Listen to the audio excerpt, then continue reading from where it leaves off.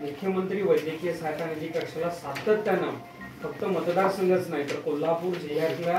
कुठलाही कागल मला वाटतं तुमच्या मतदारसंघात येत नाही तर तिथल्याही रुग्णांच्यासाठी धैर्यशील माने साहेबांच्या कार्यालयातून आम्हाला विचारणा होते। आणि मला या ठिकाणी सांगायचंय की गेली 1 वर्ष 8 महिन्यामध्ये मी आता आकडेवारी घेतली, धैर्यशील माने सरांच्या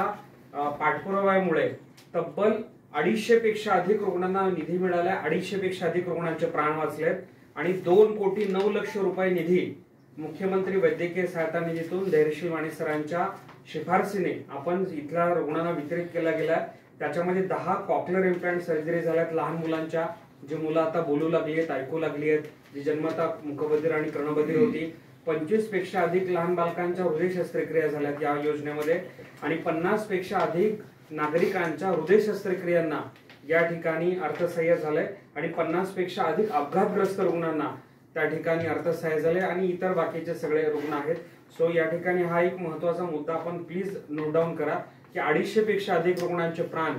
या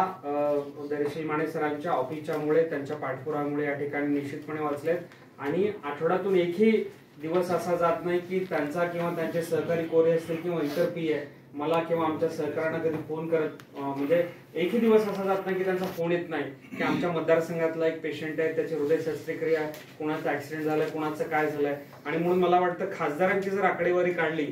तर खासदारांच्या मध्ये 48 खासदारांच्या मध्ये धैर्यशील माने सरांचा पहिला क्रमांक आहे या मुख्यमंत्री सहायता निधीच्या माध्यमातून रुग्णांना मदत मिळून द्यायला।